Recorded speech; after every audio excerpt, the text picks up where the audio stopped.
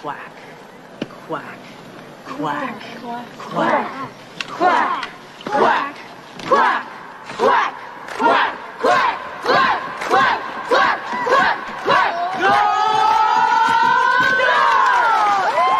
Hell was that?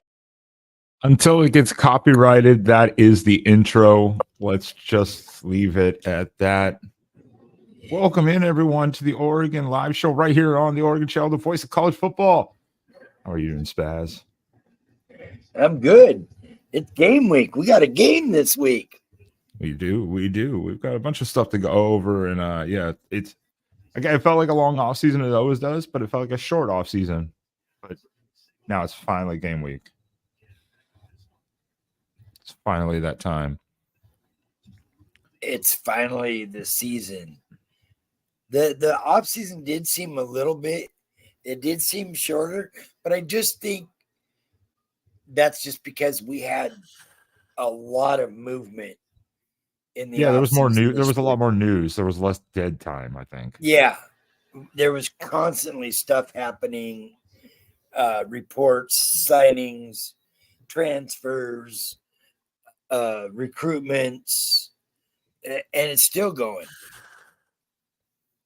Yeah, it's like there was like a good 4, 5, 6 week period here or there where there was nothing, but then there was always something different happening or coming up, something new, and it was like, okay, that really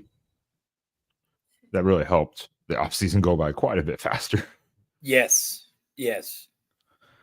The well, good to see Michigan people are in here. I'm assuming Drufus is a Michigan person.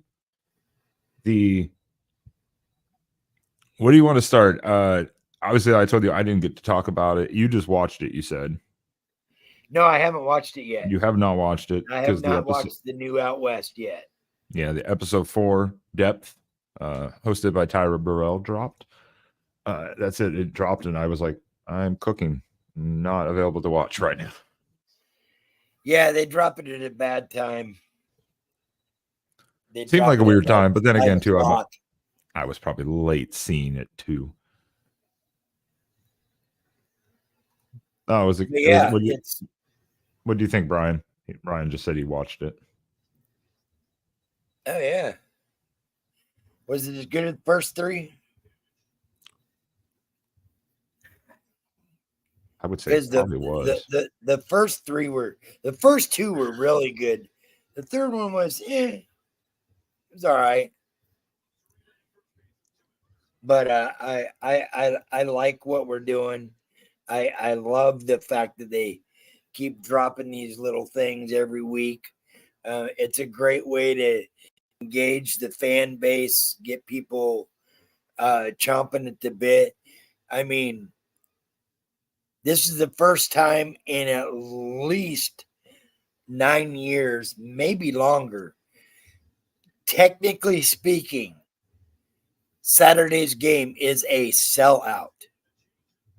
Oh yeah, a sellout.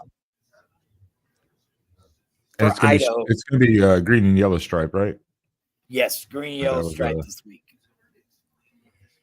But yeah, we have not had a season opener sellout since like 2015. I think they said was the last one. I could see that being about the right time frame. I could see that being it. Yeah, and that I don't even know who it was then. That was Eastern Washington.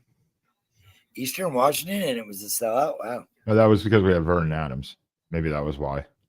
Oh, was kind that of the year storyline transferred? Yeah, kind of a storyline thing maybe going. Maybe that helped. Yeah. But also we just came off 2014, so Oh, yeah, that would be why it would. Yeah.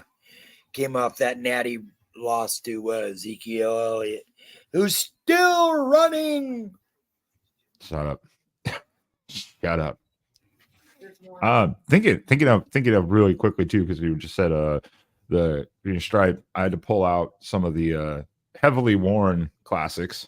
Obviously, I was well worn because Generation O premieres this week too. So if it's green and yellow, right. What do you think the uniforms would be? Are they going to pull out one of the throwbacks? Oh, I'm sure one of the throwbacks of some kind will be out this week.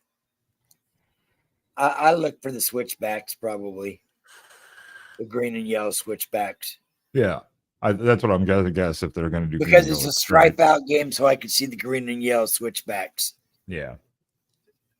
for sure. So we're looking forward to that, and obviously that comes up 4:30 Pacific this week. The kickoff 6:30 Central, which means I wasn't going to bring this up to the end of the show. I'll bring it back. That also means at 9:30 Central ish, it's the return of Oregon Post Game Live for Yeah, the third season. Second with Spaz. These are going to be long days. and I might be there live from the field. We will And if know. you are, we're going to work that situation. So more the reason you don't want to miss the shows here on the weeks where we remind everyone for the post game, but also some weeks for depending on the game, we might be doing some pregame too. Yep. You never know. October 4th, we are doing a pregame. That is a fact. Oh yeah, I think I will be tailgating from the first Big Ten kickoff at Autzen. Oh yeah, yeah. No, I think we definitely have to be doing that. So there will be some pre games, but definitely there will be always the post games. So you don't want to miss those. So more the reason, subscribe and hit the notification, and always get alerted to it.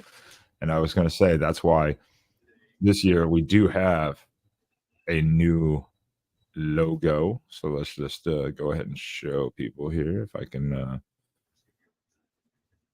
get this to work.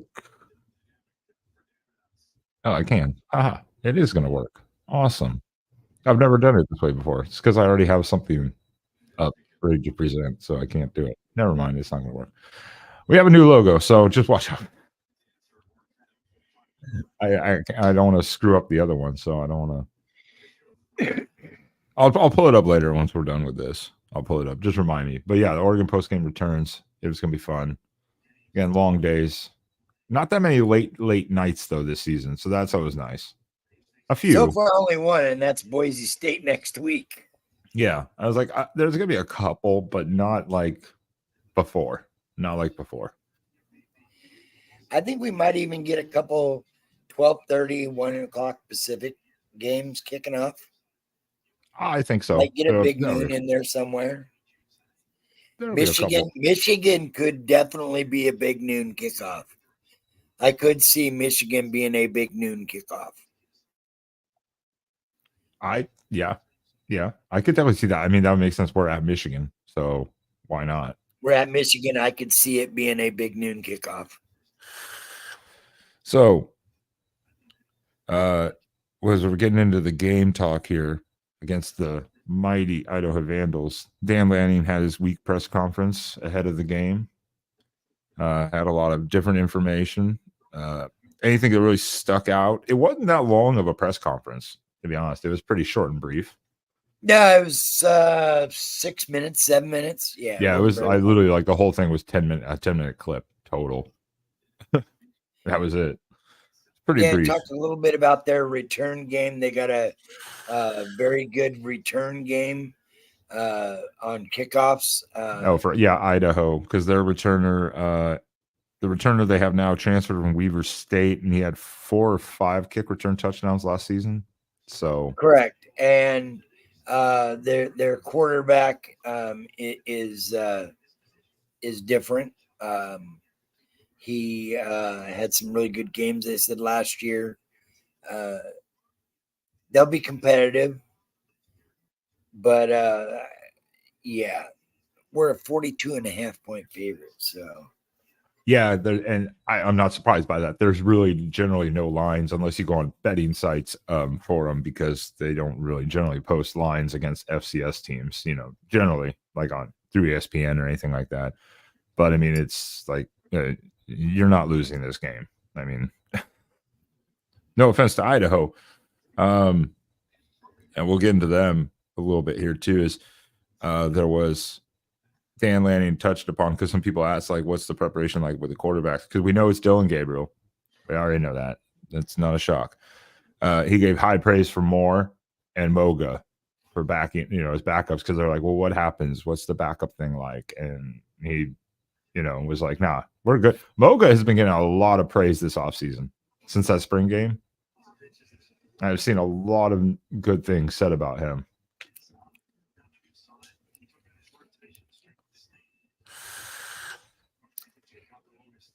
Okay, dependent fanatic. It doesn't matter. Ask Ohio State about Big Noon kickoff. I believe that's what we had up there a couple years ago in 21 was, I believe it was a Big Noon kickoff. Yeah, I'm pretty sure it was. I'm pretty sure it was. It's better. I'm sorry, no offense. It's better than some of the other Big Noon kickoffs we had to watch last year. Yeah. Hawaii, I'm up for a Big Noon kickoff in Michigan. Bring it. We're not scared of you, Connor Stallions. Jesus. Didn't watch it. Don't care. Did not watch it. Don't care. Don't care. I haven't watched it yet neither. But I did see a couple clips from the Pat McAfee show this morning. This guy talks about he's memorized like 3,000 plays. Yeah, because I guess he's in denial, full denial and stuff. I don't know. I'm like, whatever. And then they asked him, well, did you like buy tickets for your friends or whatever and just give them to him? Well, yeah, I didn't know they were going to go film. Yeah, okay. Like once I would be like, okay, maybe that's just a coincidence or inconvenient to be like, yo, don't do that. Multiple times. Yeah. Okay. But yeah, I mean, it's real cheesy. There's not, it's such a gray area because, like they said, everybody steals signs.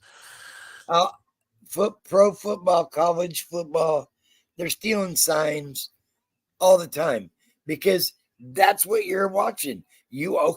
I've seen that. That's this play here's coming out, and you're yelling it out. So, I mean, so that your defense or offense can gauge what their defense is doing, vice versa.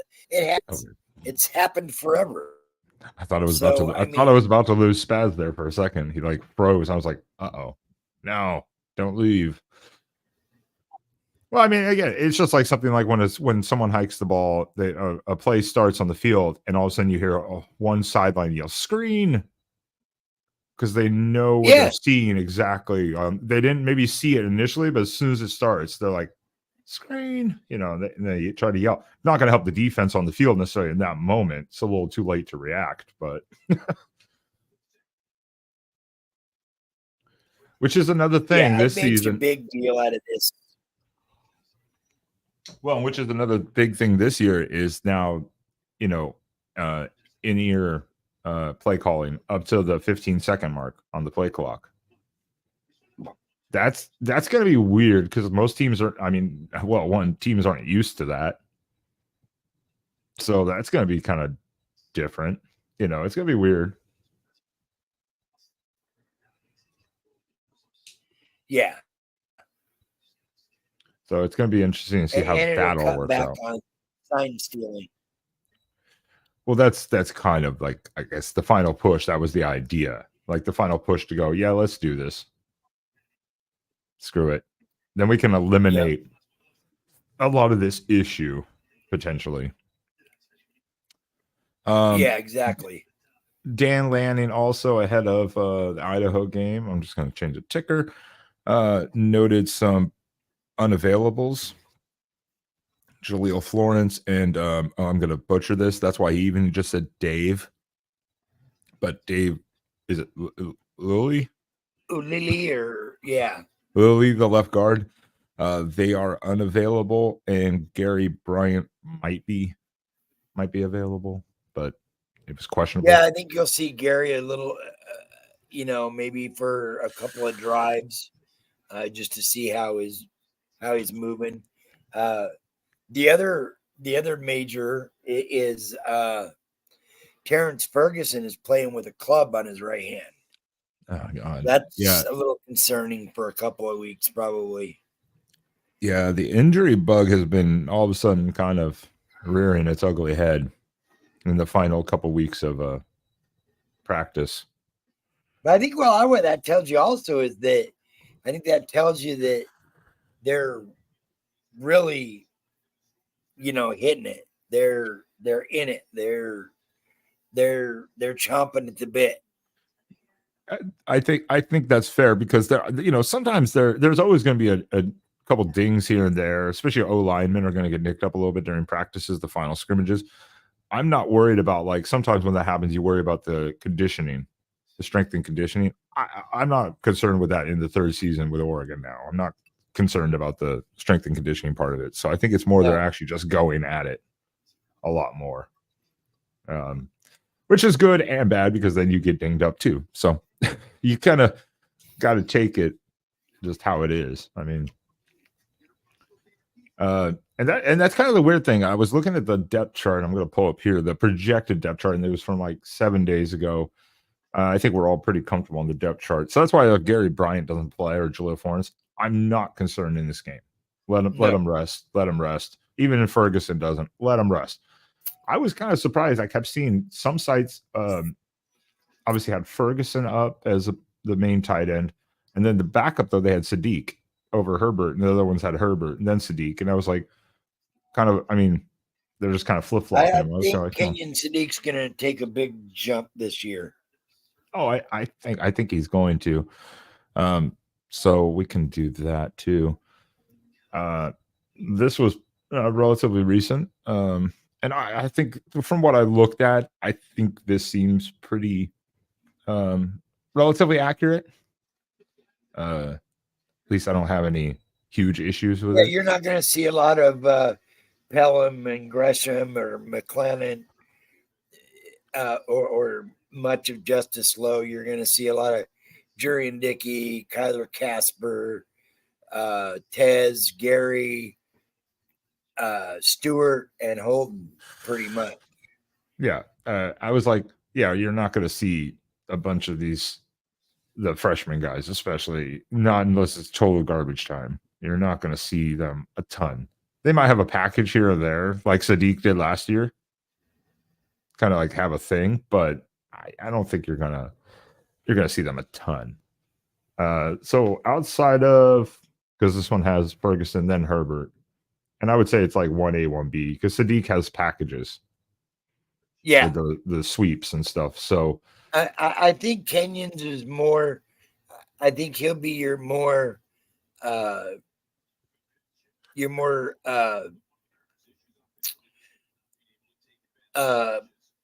speed plays, whereas Patrick will be in a lot more for your blocking, 2 tight end schemes and whatnot.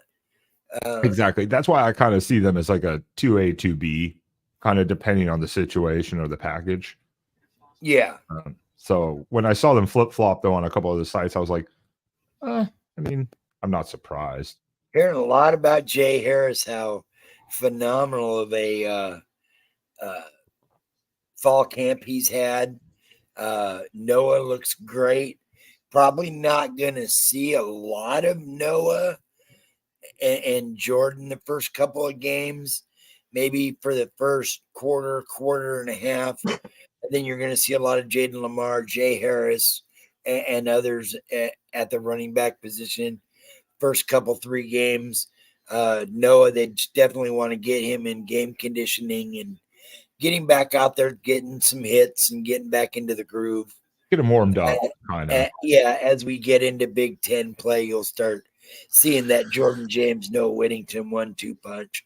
And that's what I like about those two, because if you have the two back system there, you've got the speed and you got the gut. You've got Noah as your banger and Jordan as your speedster. And I do want to, and this is the only, there was only 2 other things I noticed on a bunch of different sites when I was looking for the best presentation, so to say, of the depth charts. I noticed there was some that had Lamar above Jay Harris in the running back order. I don't know. I mean, again, these are, I think, almost you could use them the same thing. But Jay Harris is a big boy. After spring game, I was like, oh yes, please. I just want to see that man just run over people. I just want to see him And run people over. if you look at defensive end, look at that. Yeah. Look at that. Elijah Rushing is backing up Jordan Birch on the defensive end. I'm that's actually not entirely surprising to me on that one.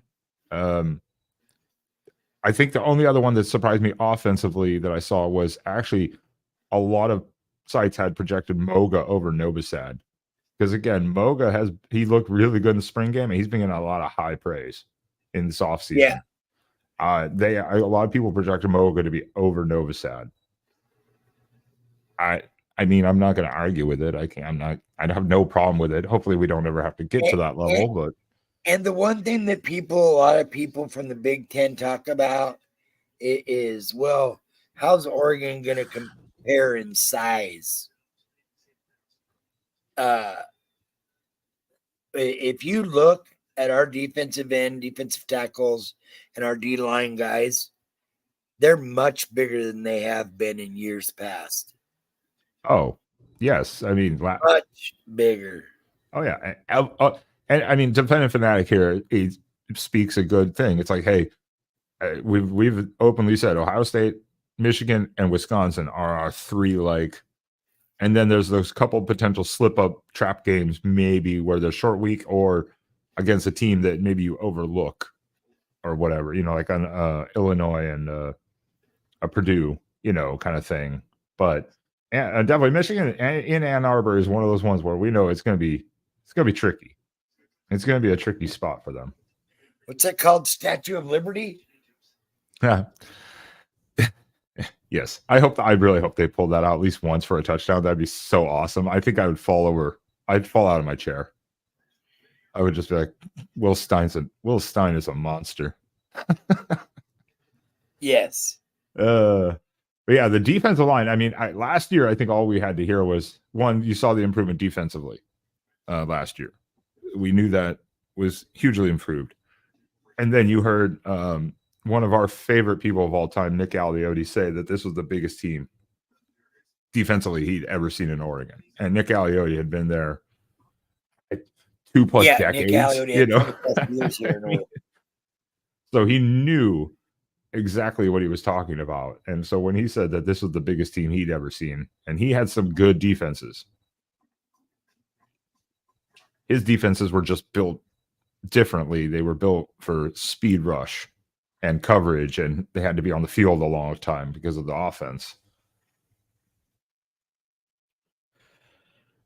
Any surprise starting lineup people that you see on this list? I mean, not really. I think you kind of expect most of these, especially on the defense. Our defense is very senior driven. If you look, almost all of them are seniors except for Mateo and Amarian. But Amarian and Blake are going to both play. They're both sophomores playing that same safety. So it's the same as Ware Hudson and Harmon. They're going to rotate a lot. So they may be 1 and 2, but they're going to rotate a lot. Look for Dakota Fields. They got him listed 3rd on the depth chart. And Aaron Flowers, both true freshmen, are listed 2nd and 3rd. Aaron Flowers is going to get a lot of playing time behind Tysheem Johnson. And Dakota Fields can back Cam Alexander and Sione up as well. Yeah, I mean, we said Florence is probably not available this week. He's still 3rd on the chart there, and Kamari I think could still fill in this game specifically. It's not a big deal if Kamari stepped in and got some time. I think that's going to be very helpful. Yeah, for him. Exactly. I mean, he's a junior, but you don't see Kamari a lot. And Nico Reed could also fill in behind Dante Manning. He did a couple of different times. And don't forget Dalen Austin's back there.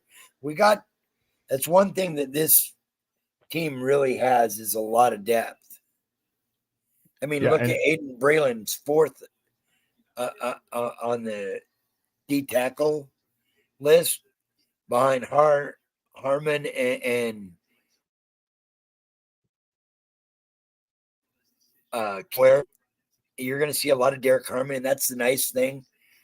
Bryce Betcher's going to back up Justin Jacobs, and Devin Jackson behind Vasa. We got some nice depth, and that's the nice thing is these number ones you see aren't your prototypical number ones that you normally see defensive wise a lot. Because, excuse me, because we're so deep, we can go 2-3 guys deep. So these guys that are on a lot of teams having to play 60, 70 snaps are only going to have to play 30, 40 snaps because you got other guys that are capable of coming and playing 15, 20, 25 snaps a game to give those starters a breather here and there. And it's not going to change your system or your scheme that much. well, and one thing too, if we look at this, like we just said, outside of Winston and Mateo, everyone here is like junior or senior, and then behind them is junior or sophomore, and then after that is freshman. So you see the depth, but the progression that you're going to watch this year with those backups getting time, Exactly. and this is building the depth of that team long term, and that's because I bet there are teams we could pull up, and you'll see either true freshmen only or like senior and then true freshman behind that, and that's it. So there's no depth. Now there's building depth now in the third year of Dan Lanning, and it's starting to really show. And we can't ignore special teams. I'm sorry, kickers are people too. Sappington, Atticus Sappington. I love that guy. Minus that he was a Beaver, but and I'm also hearing that Grant was kicking just as well, if not better than Atticus. And again, if Atticus comes out this year and what's projected, just say he's 17 to 20 with like a couple of 50-yarders, he'll probably try to go pro potentially. But behind him is a freshman who's going to be a sophomore, or maybe he waits one more year and Atticus comes back, and then you have another guy with all experience behind him.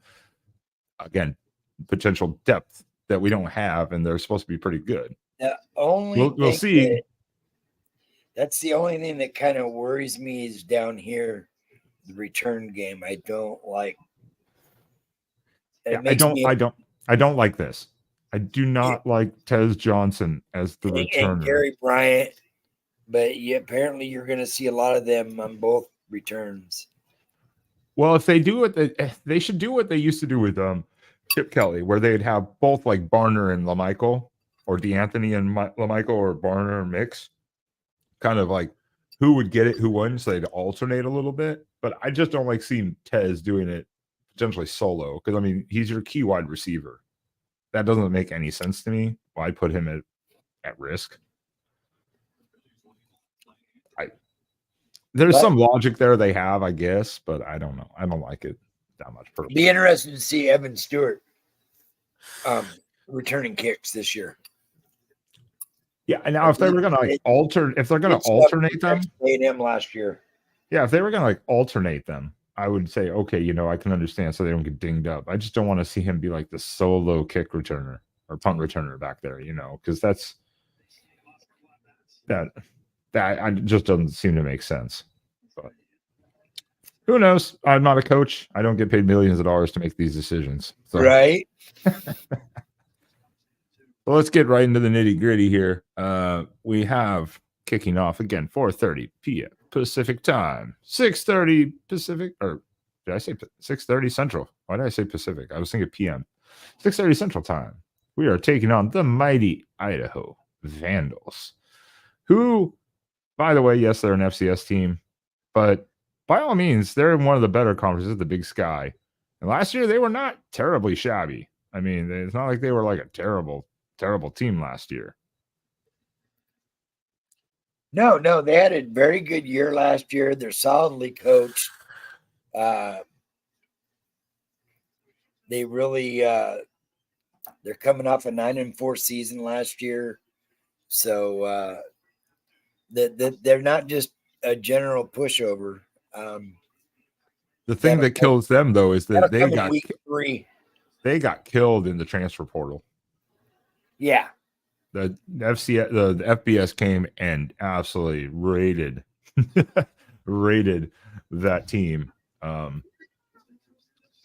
But Idaho has to build the right way through recruiting, and obviously to have a decent year like they did in that type of conference, they have done pretty well. And like you said, coaching and development. So it's still going to be I think it'll still be a fun team and fun game, but they're not on anything like Oregon's level, No. So I mean, it's like it doesn't matter what the record was last year. It's kind of like what we're talking about with this year is looking at it as we just went through the depth chart, and I can pull it back up too, just because it's kind of nice to be able to look at it and really think about it. And the one thing we're talking about is Idaho won't. It might be fun for like a quarter with Idaho, Yeah, testing things out. But then it's going to go downhill really fast. It's not going to be as bad as Portland State last year, I don't think, but we'll get into that later. What are you looking for, though? Week, Tony. Was that? I was telling Tony, happy game week back. Oh, yeah. Absolutely, Tony. Nice to have you back, Tony. What are you most excited to look for or watch this game? Kind of get a feel for a position group or the progress works, because last year we had a difference with Will Stein being first year. This year, Will Stein's back. That's great. Now we have Dylan Gabriel. There's a bunch of new faces, but there's a lot of returning production. So what are you really looking for on this team or forward to seeing? You asking Tony that? No, you idiot. You're the co-host, Spaz. Oh, I thought you were asking. I mean, Tony says the center, and that's fair because in the press conference, Dan Lanning did not name Pancho really the starter. He said they're both going to get a lot of reps. They're both going to get reps. So he really didn't name Pancho the starter, which is kind of surprising. Part of that is Pancho's got to improve on his snaps. That was the one thing that they said he was having an issue with last year, which it was, and that was his snaps. But I think he's worked on that pretty much all summer with Dylan and Dante and the others, Novostad. He's had all summer, and he really wants to. I think he really wants that position. Well, and he again, he's not like he's never started a game. I mean, he started the Fiesta Bowl. He did fine.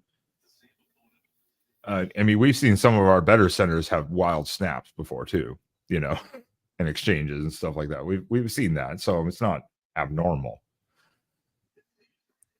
But yeah, that was an interesting thing from Lanning. He did not name him the starter. He was just like, yeah, they're both going to get a lot of reps. Yep. That was kind of interesting. I did catch that. I was like, oh, okay. So what are you looking forward to seeing, though? I mean, outside of Dante, Dylan, he pretty much said that about every position. Well, I'll give you that. It was very vague coach speak. Kind of like everyone's going to fight for a position. Everyone's going to battle it out. That's what they do, what we expect them to do. Did you hear the greatest statement he made? Oregonian reporter James Crepia was asking him a question about the new rules in the Big Ten where you have to disclose injury reports each week. Oh. And he was asking him about, how are you going to relate that to where you've been in the past, as far as, that information and putting it out there more regularly and frequently. And he goes, well, you get the reports on Saturday, right, James? Yeah. He goes, well, check your reports Saturday morning. That's when you'll see. It's straight up like, you'll find out the morning. You'll find out game day the same time everybody else does. At this point in time, I don't know. It's again, it's a whole different thing this season, and we're going to see how this all plays out. And obviously, even for the coaching staff, it's a huge adjustment. Different conference, different rules, different all that stuff. But is there outside of the center, like Tony said, and he said backup cornerbacks too. Jesus, is there a group you're really looking at wanting to see? I just want to pull up the defense.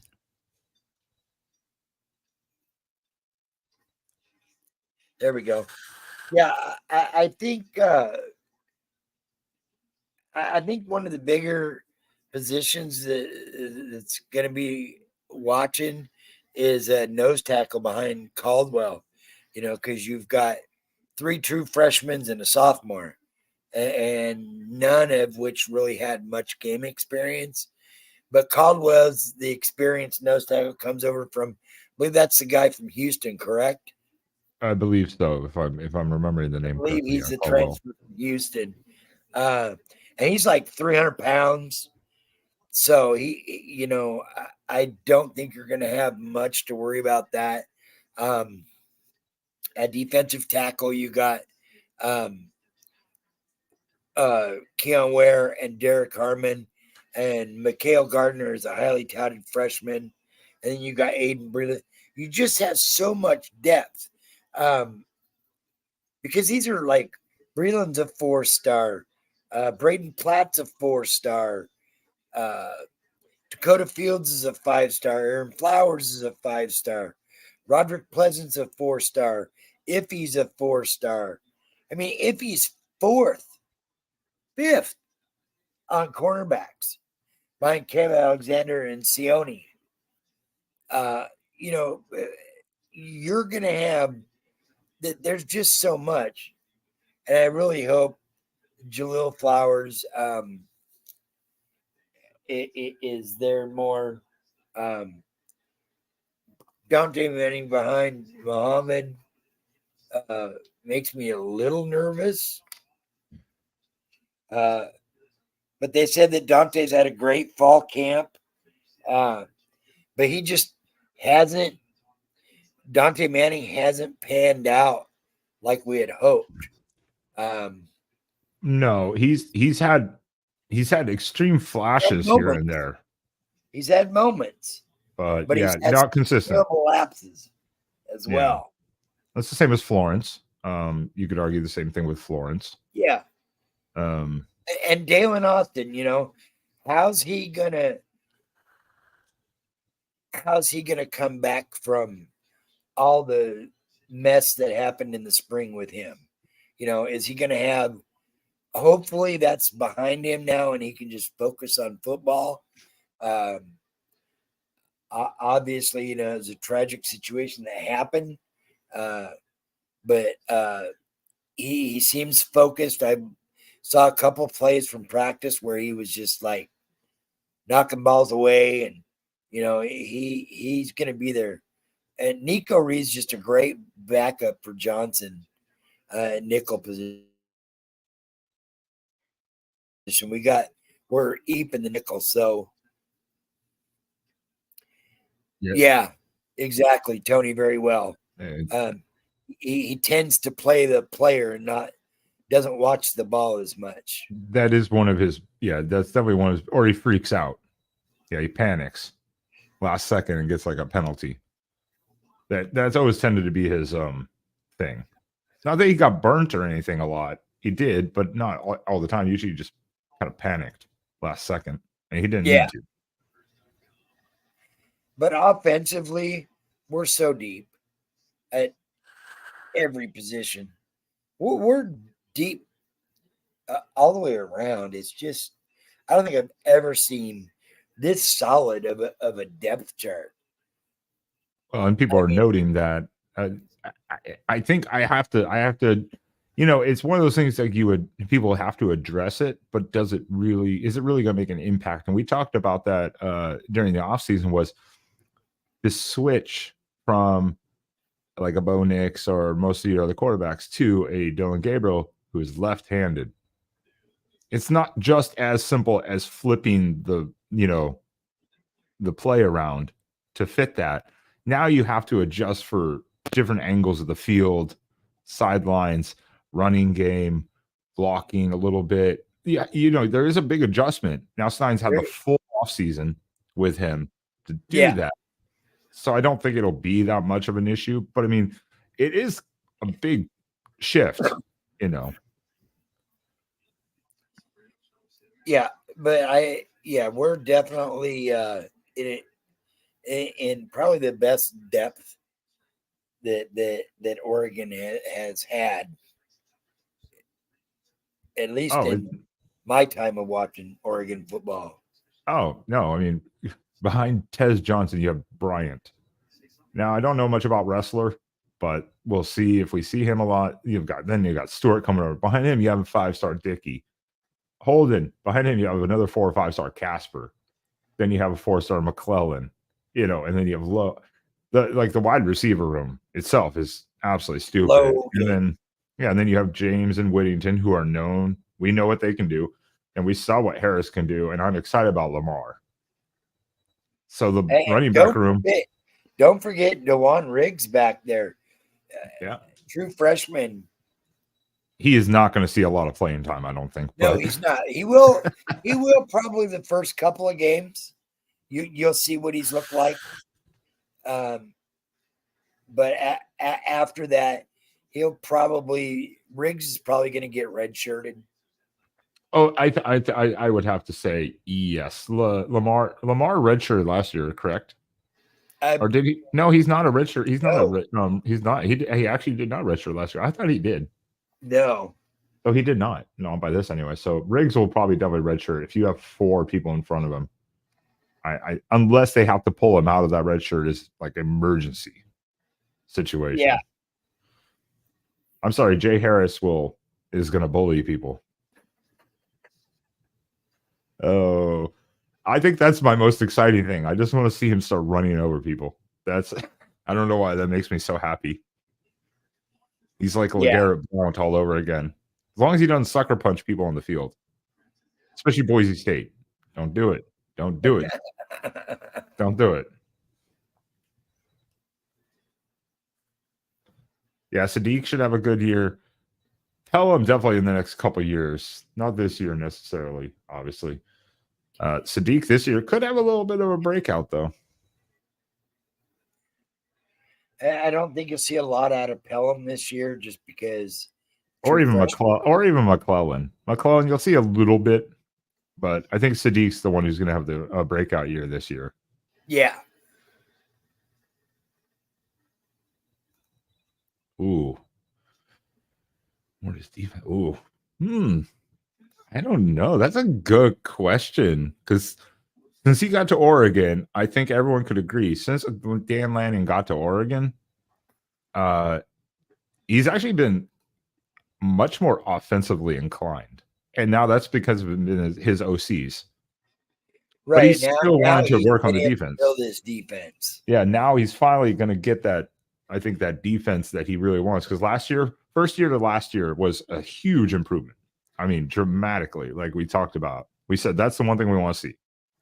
And we saw it. This year, if they take even that much more, like say 2 to 3 more rankings improvement defensively, it would be like, okay. So I don't know. It's going to be interesting. Are they going to slow down the offense a little bit? I think it's game dictated, depending on your opponent. I think that's kind of how he always works it. I mean, we've seen him run 9-minute touchdown drives or 45-second touchdown drives. It just depends on how he feels or what he sees. I think that's the biggest thing. And what we see on the opponents. Yeah. I think that's the big thing is also Lanning lets his coaches do what they need to do. Yeah.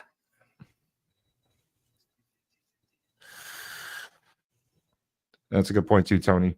I think last year, it was starting to build. This year, now there is depth. Now there's much more depth.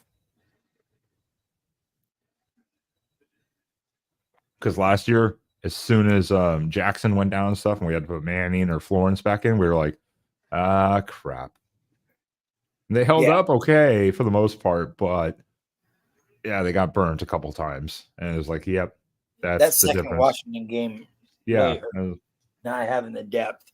But Yeah. this year, having the depth, playing in Ohio State or Michigan a second time later in the year, it'll help with that depth. I have to agree with that 100%. That it's going to really, the depth is a big difference. And yeah, matchups are important, and that's the difference. That's why I'm excited about this season, is that we don't know how these teams are going to play. Like, we know how each team would play against each other in the pack. We knew the differences between the teams. Like the Big Ten knew each other's, how they played, their style. Well, now we're going into that, and they're having to deal with us. And so it's you're going to figure out these dynamics between the teams and how it works stylistically wise. So it's going to be very interesting to watch this.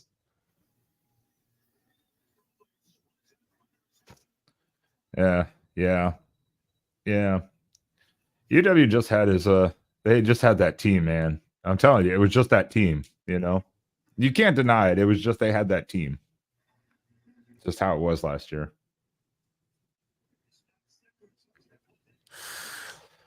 Yeah, exactly. And so many unknown matchups. Exactly. That's what I'm excited and nervous about it, because that's it. We've played some teams before, but I don't think we've ever played Illinois. We've never played Maryland. So you don't know how that stylistically is going to work. I mean, stuff like that. It's just weird matchups that you've never seen before. Yeah, and the thing with teams like Michigan and Ohio State is their run game. You got to be able to stop their run game. I'm not worried about Alex Orji beating me. It's like Utah last year is you just had to stop the run game. Yep. They shut that down and then took away everything else. So it's all about matchups, and it's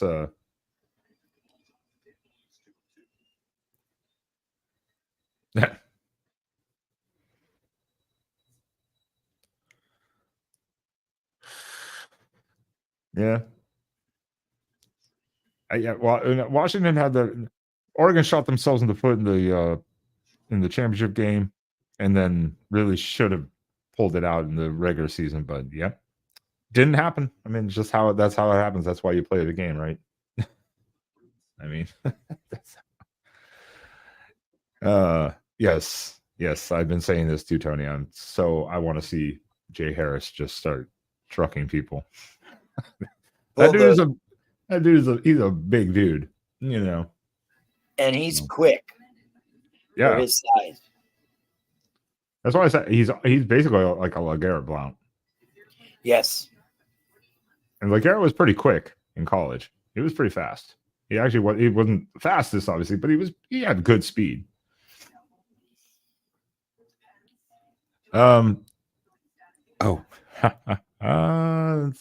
Spaz and chat. It is the return of Spaz's favorite segment of the season. Can we get drum rolls? Score predictions. God damn it, Spaz.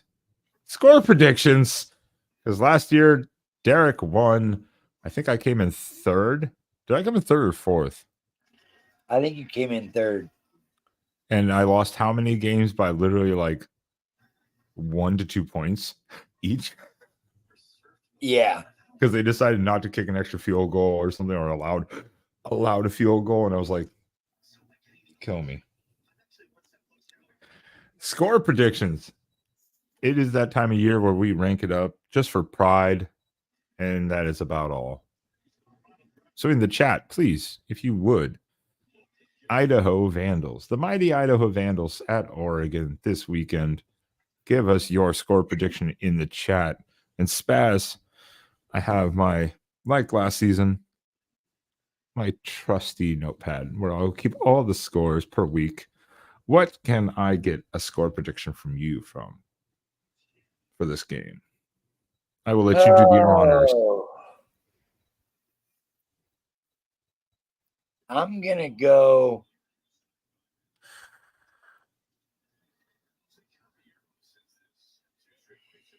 52-10 Oregon. 52-10. Okay. I can understand. I can understand that. I revised mine because I made one on Twitter earlier before I remembered, oh yeah, we got to start score predictions again for this. So I revised one I made earlier. I had 70-13. I'll bring it down to 60-13. I was like, I don't know how long we're going to see the starters for. So yeah, I mean that's fine. 59-10. Derek Death Rage, is that our quitter under an alias? Death Rage. 59-10 from Tony. Yeah, Derek here. 59-7.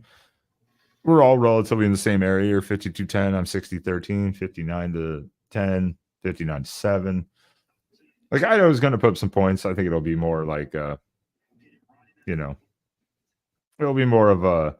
They're going to score kind of late, like a touchdown late, to take up their score against the backups. Whatever Dan Lanning wants it to be by. So, Ben, do you think this is our quitter on here under an alias? No, I don't think so. I don't think he made a whole new name or anything.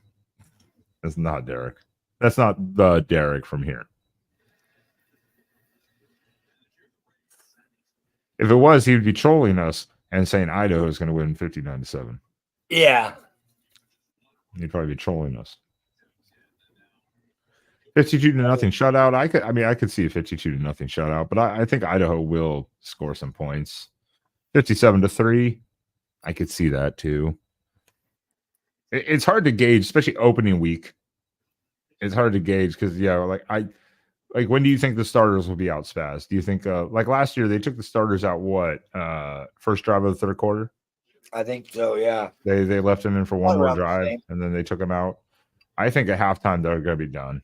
Or maybe before that even they'll start pulling some of them. Save them for Boise State and Oregon State. Oregon State. Well, I mean, it's a rivalry game. They just got weird blow yesterday. Weird scores happen, in rivalry games. We've seen this over the years. No matter what you think about that team or whatever, if Idaho scores 2 scores, dude, I'd be hesitant.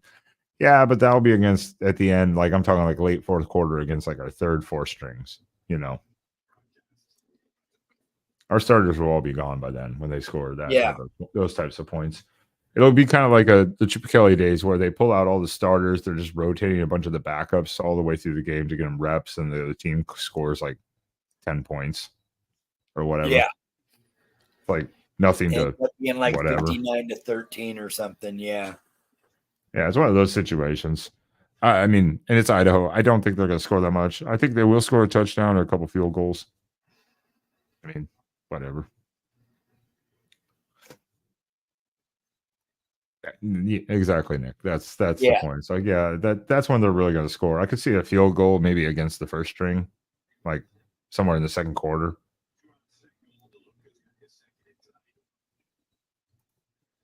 That's fair too. Exactly. That's what. And Fresno, I'm not. And Fresno is a different level than Idaho. So it's like Fresno is still a different level than Idaho. They're above Idaho, obviously. Fresno is much a better team. You guys are 21-point favorites, I believe, in that game. I believe that is 21. Is it 21 points? The lines are always moving. So, and Fresno's got a new system this year too. Yeah, that's a good one, Tony. Yeah. We had 0 return game last year at all. Yeah, it was not. It was not great. Definitely not great. But I think if you throw Noah back there, Gary, and Evan Turner or Stewart, I mean, you throw those kind of guys back there, and you give yourself a much better shot of returning kicks and punts. Why am I not finding Michigan on this list? It's the I'm just big trying to see the line. Oh, there it is. There it is. Why am I missing? Yeah, minus 21. They're minus 21. It's one of those things you're looking right at, and you just keep skipping over it accidentally. Like you're just missing it. Yeah, they're in minus 21. Wilbur, what? Ooh. Over What are you smashing. talking about? Is that? Are you talking Atticus? Is he talking about the kicker? Oh, you're probably talking about Atticus the kicker. Sappington? Atticus. Yeah, Sappington? he was a solid kicker for OSU. He was on the Groza list for a while last year. And he showed it in the spring game. We saw some good stuff. I was like, yeah, okay. Atticus Sappington. Yeah, the kicker. It's like Wilbur. I was like, who?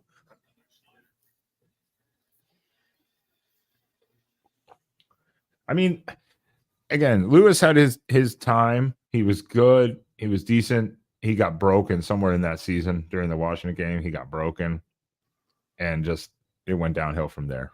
We all knew it. We saw it, and that's how it played out the rest of the year, which was terrible. It happens. It does. Kickers are that's a terrible Kickers position. are human too. Yeah, kickers are people too. People, don't forget. Oh, that was my knee that just popped. Sorry. God damn, our Deckler over here. You know, all time. Good. What does he need this year? Is it again? Is it like 20? No, a little more than that. It's like 20, 30, 20. I think. Is it 30? I was like 25 ish. He could easily break multiple records this year. I mean, he could easily do it. I mean, because if he goes through, He's gonna break the games record. It's like third. He needs 13 games, right? Start 12, I think.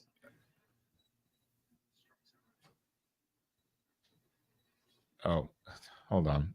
Excuse me from seconds. I keep muting myself. He can't wait 5 minutes for this. Hold on. Give me 2 seconds. I'll be right back. Sorry.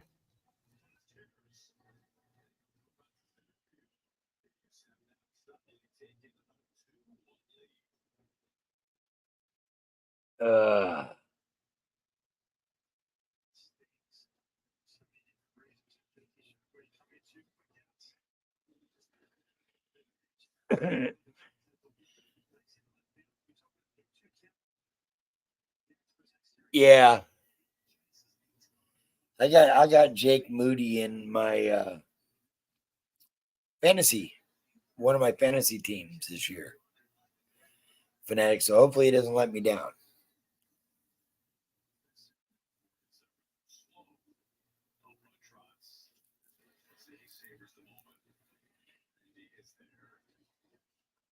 Derek, give us your prediction. What do you think Oregon does this year, season wise?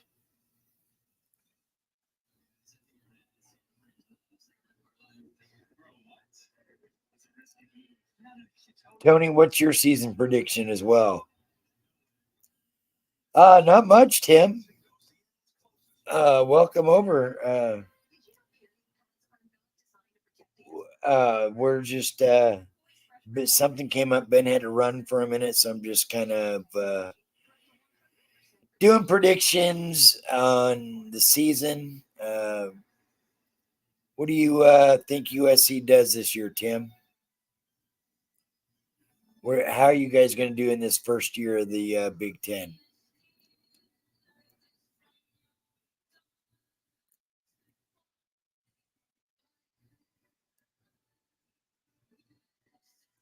Yeah, I hope so.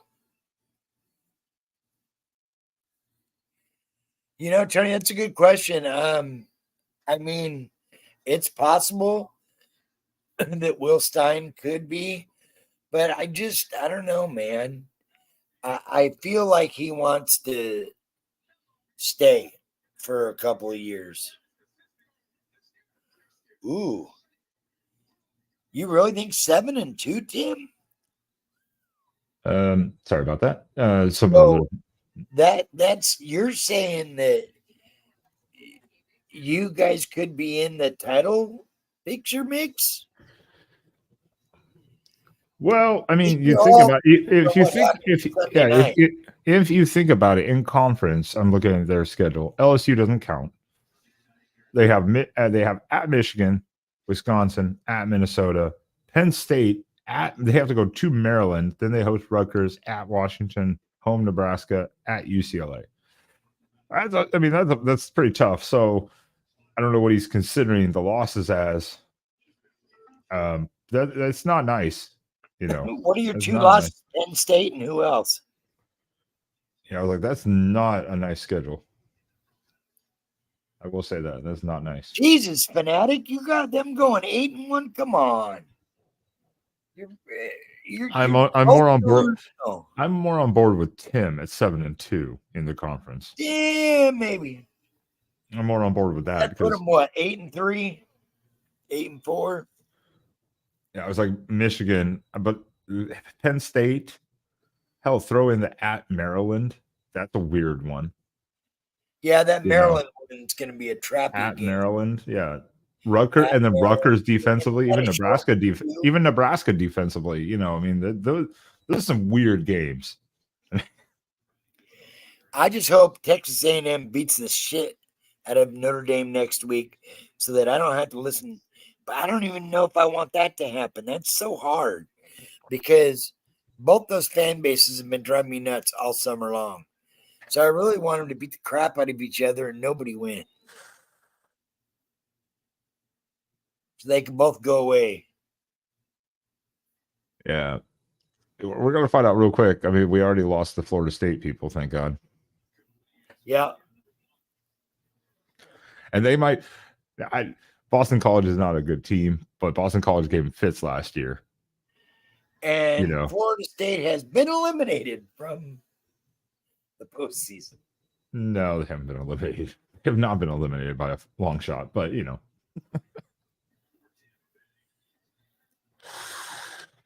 That Maryland game's on the road, isn't it, Tim? Who's that? I kind of briefly went over that, Tony. Still confusing as shit to me. Oh, yeah, I don't know. I saw that the SEC had put out theirs, and I didn't read it because I was like, I'm not going to – it's going to be weird because they're changing their whole thing. I said that could be the trap game, Tim, because it's directly the week after the Ohio State game, and it's a short week. It's a Friday night in Lafayette. Yeah, I already said. I already called. Indiana even at earlier. I just said Purdue and like Illinois are like the kind of the trap games. Those are kind of the two weird. Yeah, I don't see us losing a home game this year. I don't see it to Illinois, but the Purdue one definitely stood out as one of those, kind of gears or games. Jeez. Good to see you, Michigan. There's your buddy. There's your buddy. Oh no. My Sunday night nemesis. There's your buddy. What are you doing here? It's the wrong night. It's Sunday night that you're supposed to be trolling. Which I'm thinking about that Sunday night. We will be doing an overly packed Sunday night show, which I know you said, Spaz, you probably will. You won't be there. But yeah, I probably won't be. I'll be at a concert. Yeah. I had talked to Mark earlier and he was like, yeah, just roll like normal. I was like, okay. So we will be rolling Sunday night as usual. Tim, what time are you guys doing your show Sunday night? Almost the same time as me and Mark simultaneously. It's an overloaded night. It's an overloaded night.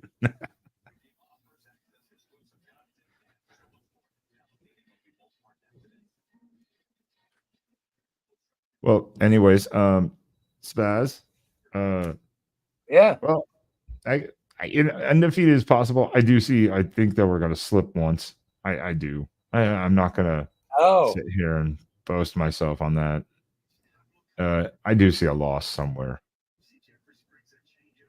Yeah, now undefeated regular season, then we could lose the title game. That's fair too, if you want to look at it that way. That's fair. yeah. I think that's kind of like how some of the ESPN guys were predicting.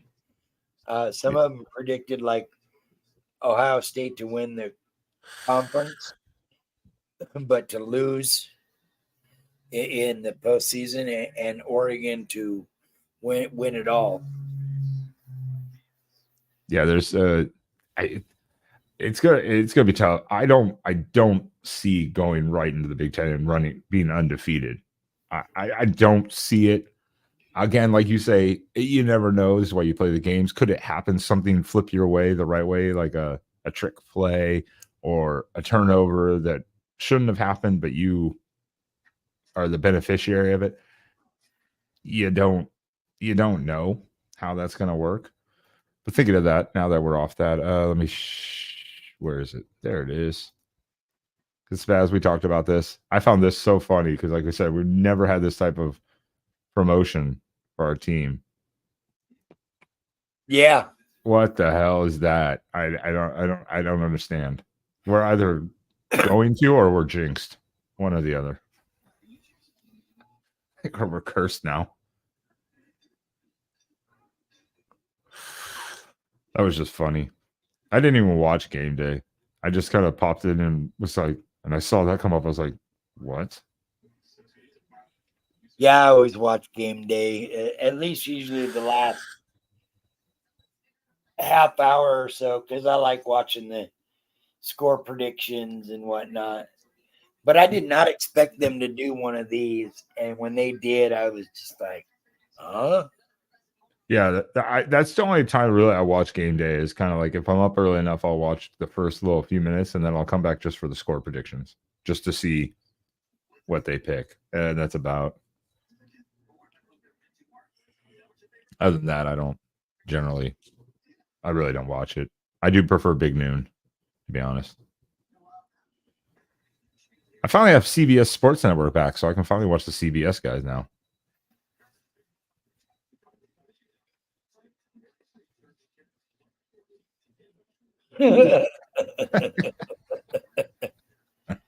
That's why I said I think we're cursed now.